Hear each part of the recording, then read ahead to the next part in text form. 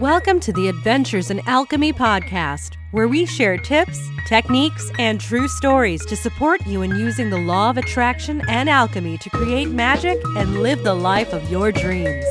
Here's your host, the founder of DailyAlchemy.com, Michelle Martin Dobbins.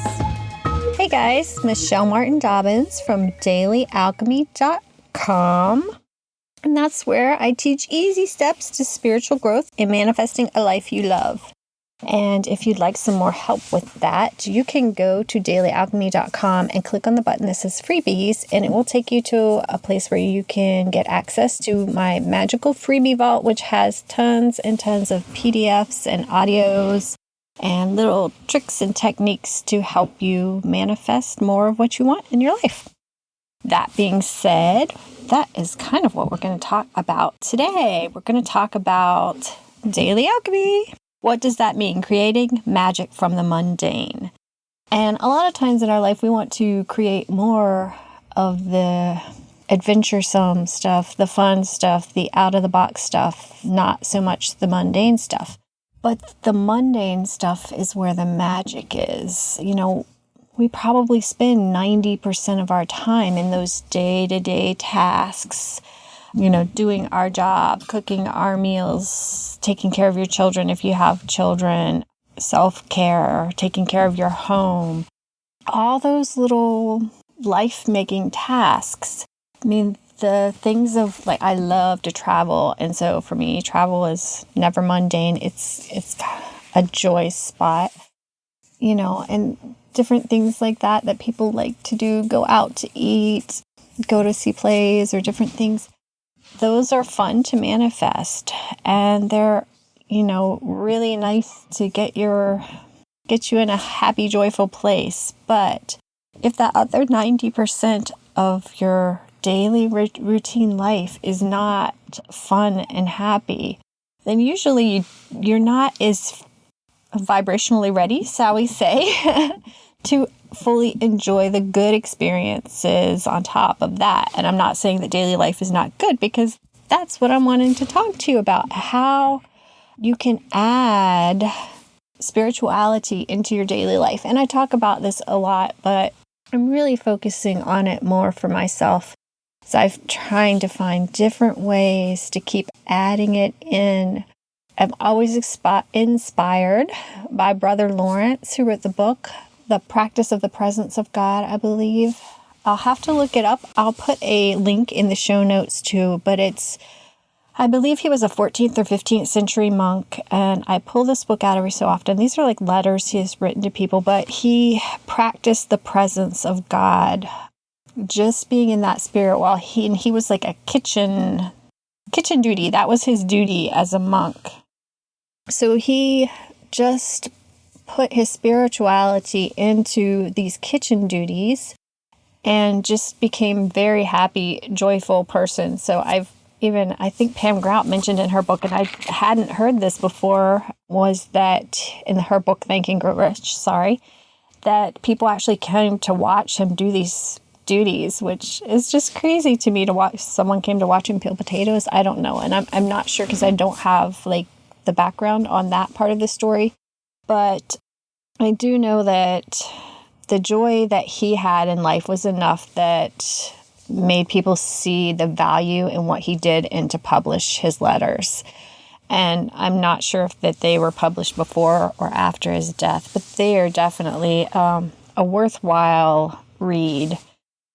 However, you can do this yourself. You don't have to be a monk, and you don't have to be sequestered, because that was the thing that he was saying. When he was pulled away from his duties, his mundane duties, to go to the chapel, that's when he felt pulled away from God. And that's what he didn't desire that time, because he felt closer to God and to spirit, to the universe. I'm throwing my own terms in there, because you can use whatever word. If God is a trigger word for you, just use what works. But he felt pulled away from that essence when he went to go worship, because he worshiped through his life. And we can all do that. And so I wanted to give you 3 really easy ways that you can do that right now. It doesn't matter what your job is. It doesn't matter how you spend those mundane times. You can add add alchemy, you can add magic and spiritual connection to those times really easily. Okay, I'm just going to tell you the ways, and then we'll talk a little bit more about the outcome of that. Okay, the first is very simple and very obvious for most people, which is mindfulness. You can do most anything in a very mindful way. It does lend itself to tasks that don't necessarily require a whole lot of brain power. Like if you're walking your dogs, being very present and noticing, the leaves beneath your feet, this time of year here anyway, just noticing everything that's around you, noticing your dogs, noticing your steps and your feet touching the ground, washing dishes, putting away dishes, making your bed, folding laundry. There's so many things, little tasks that we do. If we just stop and really focus on doing those tasks and the physical steps to do them, then it becomes a meditation, and it just brings us closer to our center. It aligns us, and we don't have to go sit for half an hour and meditate. We can do our laundry and voila, we've meditated. So the story that you don't have time, it's just when you try to separate your spirituality from your daily life, and really the beauty comes when you merge them together. So that's the first way, is mindfulness. And then I'm going to talk to you about a couple other ways. The next way is adding energy. So this way of transforming your environment with your spiritual practice involves you adding energy to your mundane tasks. And you can do that in a variety of ways. I usually use Reiki because I'm a Reiki master, but you do not have to be a Reiki master or know Reiki to do this. You can do this just with your intention and your thought. You can put Reiki into your food as you're cooking, or you can just, like your food, you can just imagine it. I mean, grandmothers and wise women through the ages have done this forever, right? Put food in their cooking. Some people, their food, there's something magical about it. It's the love that they put into it while they're cooking. Whether they did it with the full intention or not, I don't know. But you can do that. You can intend to put love in the food that you're cooking, your family. You can put love into their clothes as you're folding them. You can charge them with Reiki. You can draw Reiki symbols on them. You can draw hearts and stars on them with your mind, with your fingers, just with your third eye. Anyway, you can envision energy. And I always tell people, and I teach people in my Reiki classes through the Alchemy Academy, that we don't want to give out our own energy because we'll deplete ourselves really fast. So anytime you're giving energy, you're going to picture it coming in through your crown chakra at the top of your head and coming out through your third eye or through the centers of your palms is usually where I picturing it coming out. I mean, you can kind of picture it just emanating around you if you're wanting to kind of send it out into a room. But if you're adding energy to something that you're making or you're doing in your mundane life, that's a really fun, easy way to do it. And you can do that too, even if you're in a boring meeting at work. You can just sit there and casually, as you're paying attention to the meeting as much as you need to, you can be sending Reiki or sending love, visualizing white light around everybody in that meeting. So there's so many ways that you can play with adding energy to the mundane tasks that you do. And when you do this, you're blessing the world. And you can also do it by blessing yourself.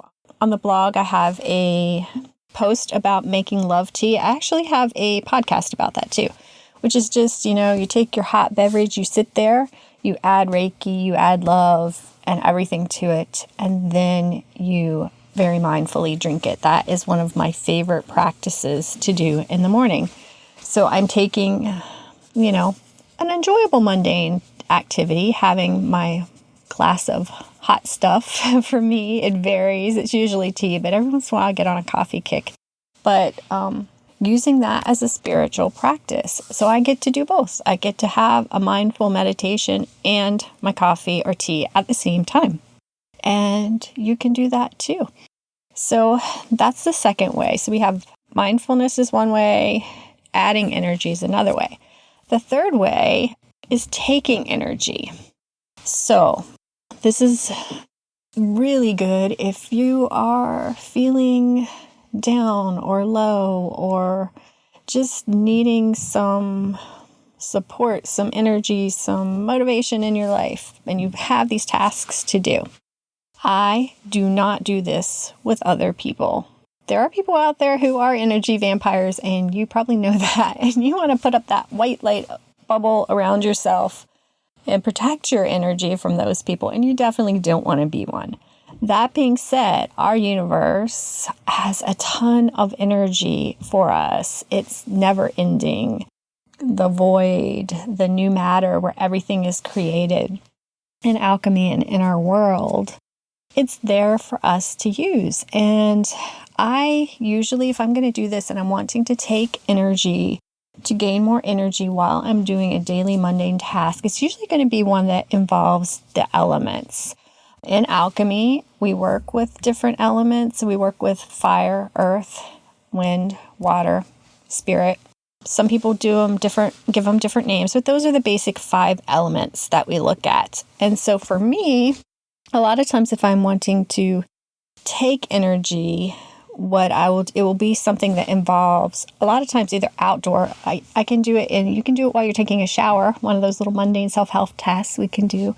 Imagine the spirit, the element of water, just, coating you in love, giving you energy, giving you support, giving you a nice wake-up call in the morning. I mean, it's such a blessing to have. If you have a place where you have a hot shower, that's a blessing in this world.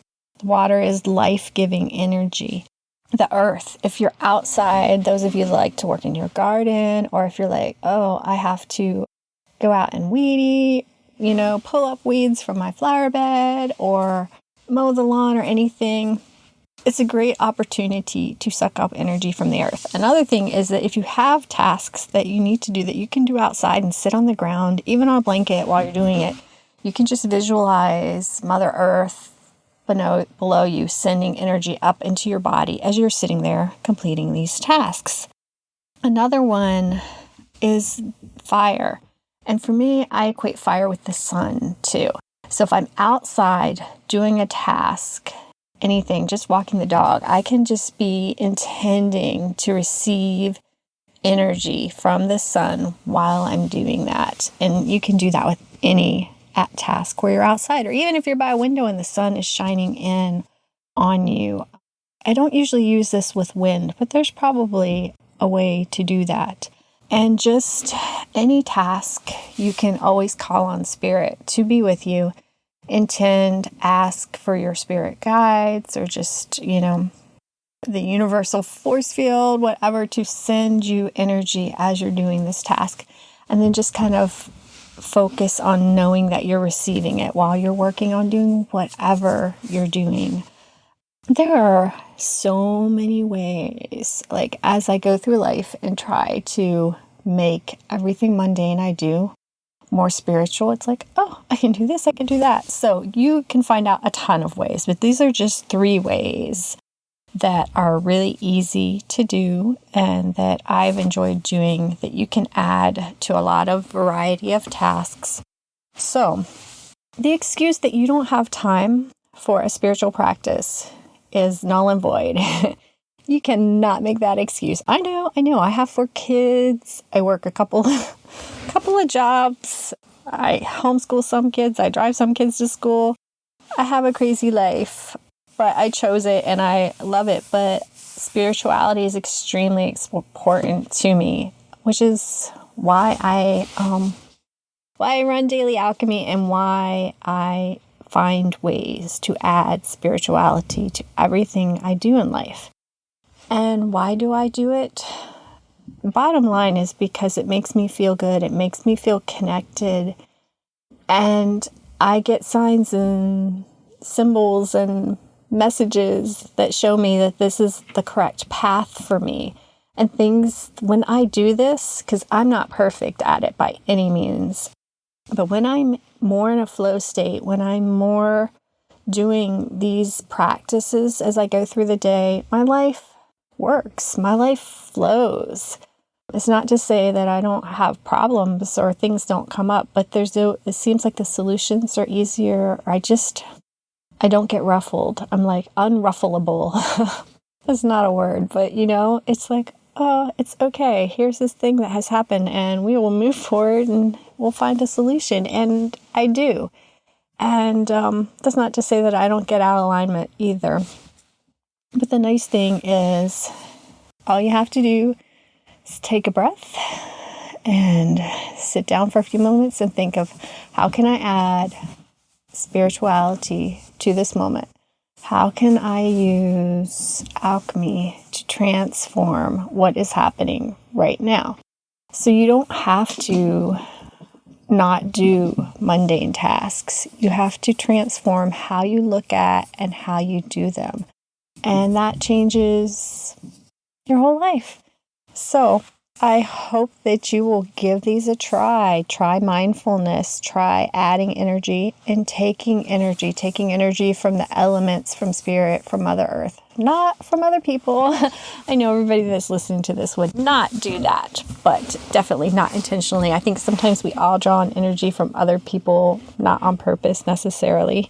And usually those closest to us that we love the most and we don't want to hurt them. And I think it's fine too that we try to give each other energy and support.